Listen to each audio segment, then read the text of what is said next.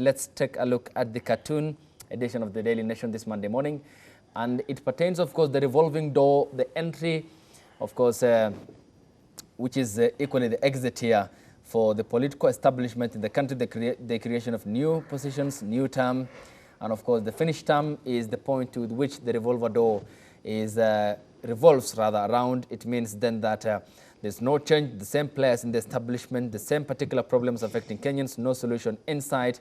And the question remains whether the BBI can address that particular issue. Then the politician walking in the sky blue suit has a briefcase, probably presumably carrying cash, and how that has affected the political establishment in the country in terms of funding and fueling ethnic politics in the country, and how that has been present ever since we gained independence in 1963. Gentlemen, and coming to you first, Benji here.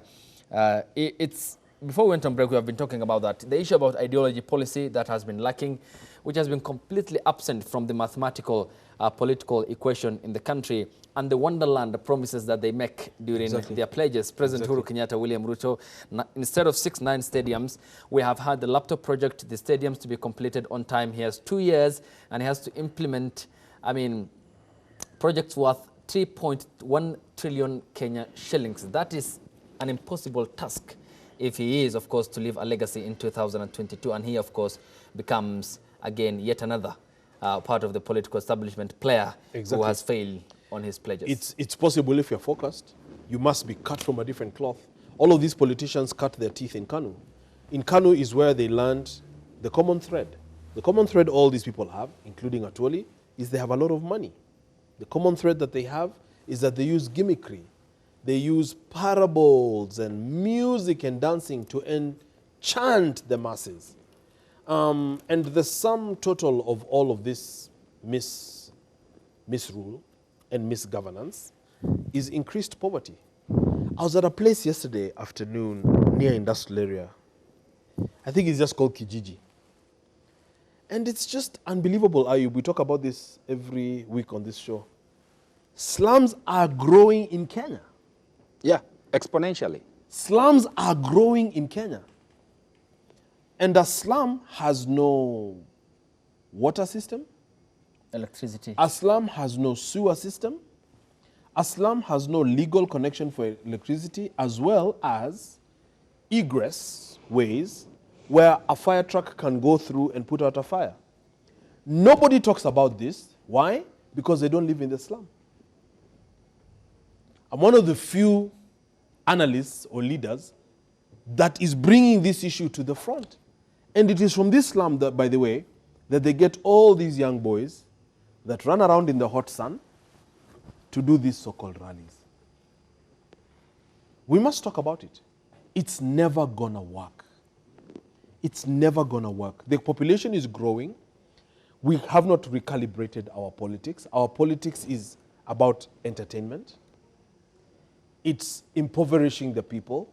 You talked about KANU at length. Yep. So KANU is rebranding itself, but guess what? Its legacy of failure is so deep that it is, number one, difficult for it to run away from itself. And number two, you know, the president is the immediate former chairman of KANU.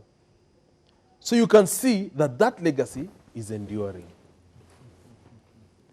Just imagine for a minute, Ayub, if President Daniel Toroitich arap Moi, and he began very well. I'm old enough to remember the president building gabions, working hard, running around trying to fix his country, doing endless harambes. And remember, he was not a very sophisticated, educated fellow. Imagine if Toroitich had the stature of Nelson Mandela. Imagine if Raila Odinga had the stature of Nelson Mandela. Raila was headed that way. Look at Raila today. It's money, big money. Big issues in Kisumu. Governor Nyong'o is trying to do some things now, even with this new Kisumu Lakefront Development Committee, which has appointed the immediate former Auditor General, Edward Ouko. This is a bit of a light in the dark, because now people like Ouko are bringing networks, local donors and partners, a different language, you know what I'm talking about, competency, you see? And the process is merit. meritorious. Of course. This is an FCPA. This is the best Auditor General Kenya has ever had. Let us speak truth. Let me finish. Okay, Let me let finish. him finish. I'll come to you.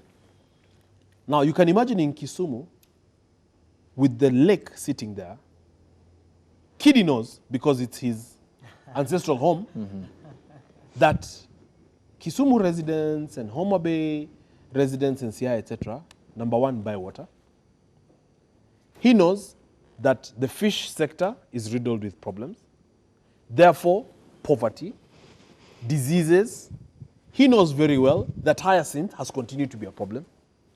Is anyone fixing this? No. What are they fixing? Are you calling Raila Baba? Are you standing? He knows. You know that better than me. But it is until we're willing to take a different route.